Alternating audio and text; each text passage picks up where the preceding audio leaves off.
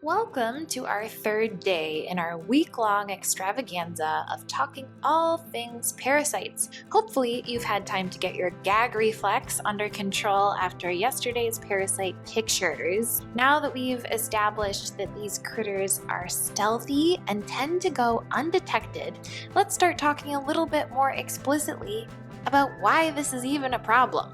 No better way to start out this discussion than to begin with nutrition.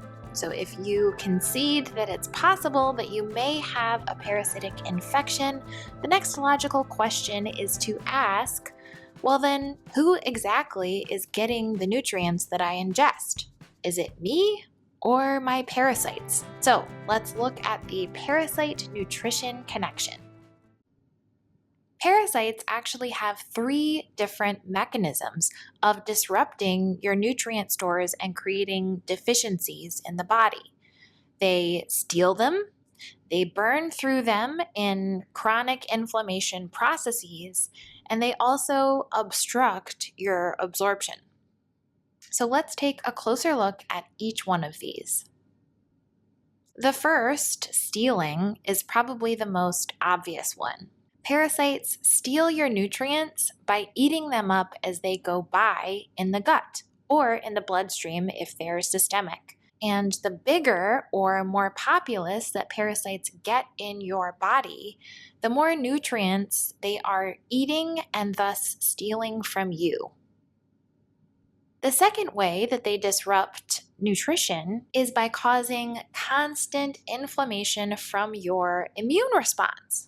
And this inflammation burns through your nutrient stores much more quickly than if inflammation was under control. So your immune system is constantly mounting a response to these invaders to try to get them out of your body and to try to neutralize them. So that constant response requires nutrients in order to power.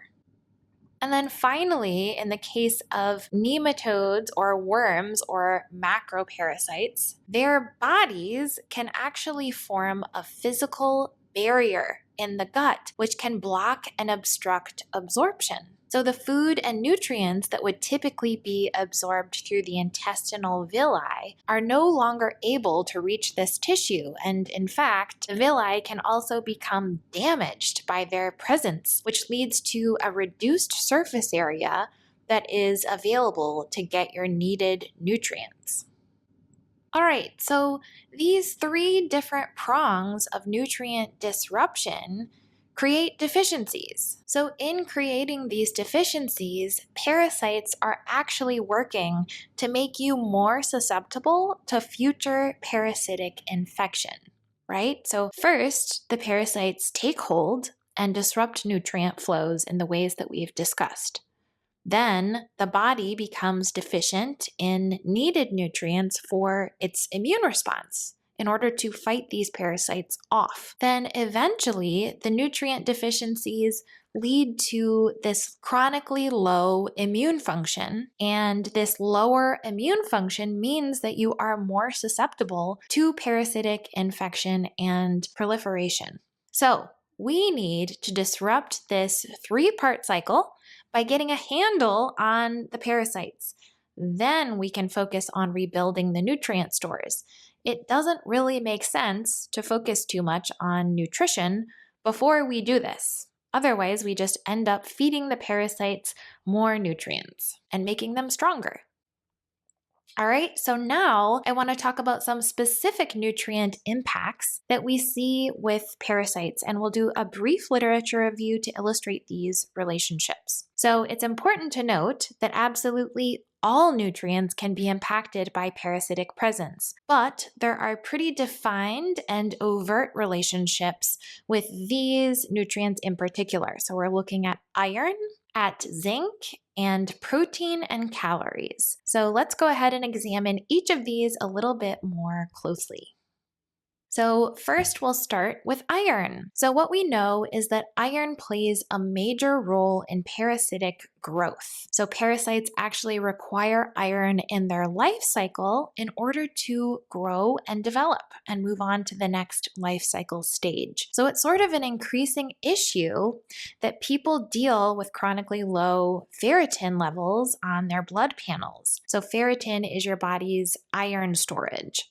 Many people come to me who are taking an iron supplement. Either they were put on it by their doctor or maybe another alternative practitioner, but they're taking this iron supplement every single day to try to get their iron stores back up to a normal level. So this is actually a very common presentation with people with autoimmunity or any other condition that results in a chronic level of inflammation that's just constant in the background. So I actually have been here. I had a naturopath tell me to take iron, and I did that for about a year. And what I experienced, which is what I found out to be incredibly common in people who take iron, is that you feel better at first on the iron, and then after a while, you begin to feel worse. So this actually makes sense from a parasite perspective, because if you have parasites, then what are you doing when you're taking iron? You're actually feeding them iron, which they need to grow. So they're growing and you're feeding their growth. So we always need to be asking why. Why is my iron low? What is causing it? And often throwing a Band-Aid supplement at it is usually not the best idea, and that's especially the case here. So let's take a look at this in some literature. All right, so this paper looked at iron status as it related to Plasmodium falciparum, or malaria. So the WHO has actually suggested that children supplement with iron in places where they tend to be deficient. And where are those places in the world? The same places where parasitic infection is incredibly common, and that is no coinkydink, right? So in this study, they found that iron deficiency is actually, wait for it, protective against malaria, and that supplementing with iron actually increases the risk of malaria. So when we think about it, this makes sense, right? If iron is needed for the parasite to proliferate and grow and move through its life cycle, then it makes sense that a natural defense mechanism of the body would be to keep iron stores low. This is your body trying to help you, trying to fight off this parasitic presence by inhibiting their growth. Okay, so it makes zero sense to just throw iron at the problem. It makes far more sense to deal with the infection first. Then it's likely that your body will naturally resurrect its iron stores on its own.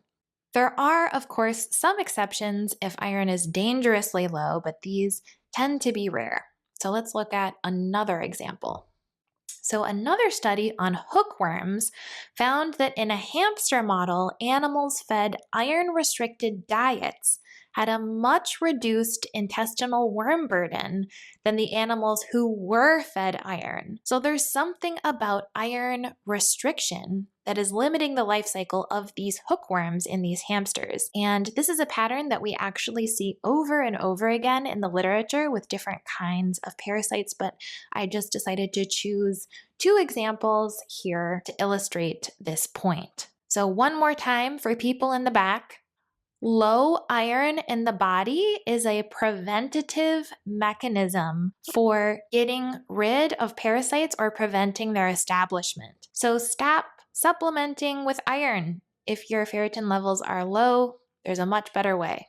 All right, so if you're wondering if you need to worry about this, if you have low iron, here are some things that you can look out for. If you have an iron blood panel from the doctor with ferritin and iron markers on it, then if your ferritin levels are below 50 or your iron levels are below 85, then you definitely have low iron. And this is especially the case if you've had these numbers be low chronically over time.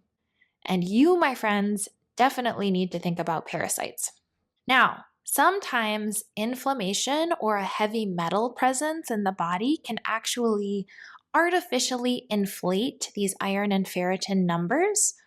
Or perhaps you don't have lab work on this, so you're not sure. Either way, the most important thing, as always, is to go off of your signs and symptoms. So, some really common ones for being low in iron are having a pale appearance. White lips is kind of what I look for, or flesh colored lips, no ruddiness there. Chronic fatigue is an incredibly common one. And then, because iron is so important for immunity, if you have a poor immune response and you tend to get sick a lot, that's a really good indicator of low iron. So if any of those sound like you need to think about parasites, my friend.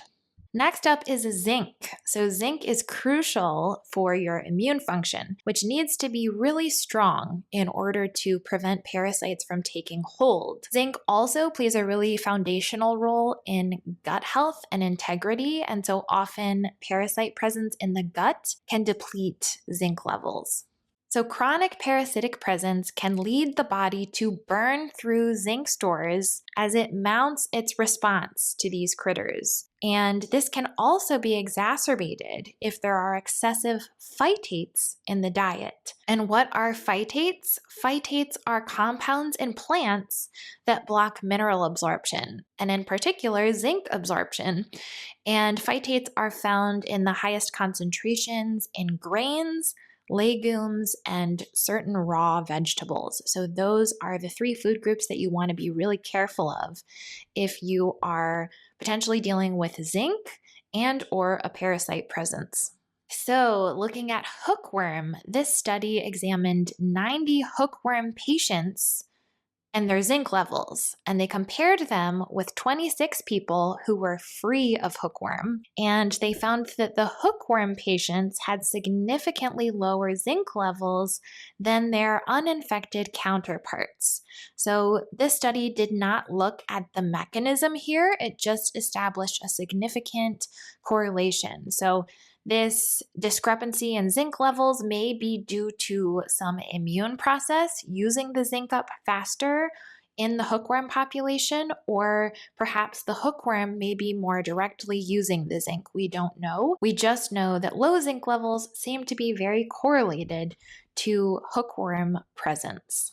All right, then this study looked at iron and zinc statuses in children with parasites and found that both were significantly lower in those with parasite presence. And then an interesting variable that they found to be at play was the prevalence of phytates in the diet being associated with even lower zinc levels in the blood. So avoiding these phytate-laden foods would likely be pretty important with parasitic presence. All right, so do you have low zinc? So my favorite way to assess this is to use our Drink Your Zinc taste test, which is a video training that we have included in our Start With Your Stomach program. You can find more information about that on our programs page. This is just a simple DIY home test that you can repeat at any time, and we find it to be very accurate for people. So if you don't have access to the Drink Your Zinc taste test, another indicator that you might be low in zinc is from your blood work. So if you have an alkaline phosphatase value that is below 70, then it's likely that your zinc is depleted. And then, of course, the telltale signs and symptoms can include white spots on the fingernails, and I have a lot of these. I struggle a lot with zinc deficiency. If you have any skin eruptions or issues like acne, if you experience slow healing time when you get cuts or bruises, or if you get sick a lot. So if any of those sound like you, then you definitely need to think about zinc deficiency, and you should also be thinking about parasite presence. All right, so then the last nutrients that we'll take a look at are a little bit more general: protein and calorie intake. So our immune system is actually made entirely of protein. Protein. So that's why protein is so incredibly important as a raw material that is necessary to power our immune response. And then likewise, calories also provide important power and fuel to our immunity. So, when we eat diets that are low in protein, or if we're poor protein digesters due to things like low stomach acid or low enzyme output, then we actually have much lower firepower in our innate defenses to both fight off new parasites and get rid of established ones. So, this is why I never suggest following a plant-based diet while you are doing this work and potentially addressing your parasites, because you need as much firepower as you can get. All right, so this 2001 study showed that nematodes or worms were expelled significantly less often in mice who were fed reduced protein diets. So they had two groups, a group that was fed a normal amount of protein and another group that was fed these reduced protein diets. And the normal protein group expelled significantly more worms than the lower protein ones. So this paper actually suggests a mechanism of action for why this might have been happening. So it postulates that a lack of protein suppresses our immune system's Th2 response, which is basically the response that is necessary in order for us to fight parasites. So a low protein diet was found to also upregulate the Th1 cytokine response, which basically just means that there was lots of inflammation. So again, low protein is equating to more nematode or worm survival by affecting this Th1, Th2 change in our immune system. So that is protein, but what about calories? This paper refers to energy-restricted mice, which just means that mice were fed a low-calorie diet. And again, we find that low-calorie intake is associated with an impaired Th2 response or parasite fighting response. We also see lower eosinophils, which are our parasite fighting white blood cells. So these immune changes were observed in mice that were fed low calories. And this in turn resulted in high worm burdens in these populations and fecundity. And this is what the interesting part is. This was all done without any protein restriction. So the low-calorie mice were intaking plenty of protein. It was just the low calories that resulted in these outcomes. So if you are into restricting calories, crash dieting, I guarantee you it is probably messing up your body's immune response to parasites and making you more vulnerable. All right, so how do you know if you're low in protein or calories? You may be thinking, duh, I can just look at my diet. But actually, we can't always just look to the diet. So yes, if you are a vegetarian or a vegan, then it's likely that you have low protein. And if you crash diet a lot, this is also probably you because of your restricted calories. But like we mentioned previously, it's also possible that you have a protein absorption issue. And I actually deal with this, so this is near and dear to my heart. So because I don't absorb protein well, my immune system is extra impaired. So how do I know this? Because I have assessed certain markers in my blood work. So these markers are BUN, B-U-N, and this should be above 12 if your protein is sufficient. If it's below 12, then you've got issues. Likewise, your protein levels, which should be above 6.9. If it's below 6.9, again, you've got to think about this. So if either of these values is low, then you'll want to think about supporting your protein digestion and potentially adding in more protein as well. And if you're interested in strategies for how to do that, we teach all of those in depth in our Start With Your Stomach program, which you can find out more about on the programs page. All right, so that does us for nutrients today. So what have we learned? Parasites can deplete all nutrients through stealing them, causing chronic inflammation and obstructing absorption pathways. But iron, zinc, Protein and calorie deficiencies are especially associated with parasitic infection and can be great indicators that you need to think about parasites in your health. And like we saw with iron, you really can't supplement your way out of the problem without addressing their root cause, which in this case is just getting rid of the parasites. All right, so in tomorrow's class, we're going to continue examining how chronic parasitic presence can manifest in our health. So we're going to try to answer the question, what do parasites do to our health? And in particular, we're going to look at how they alter our immunity and create downstream illness. You're not going to want to miss it. I will see you tomorrow, my friends. Ciao!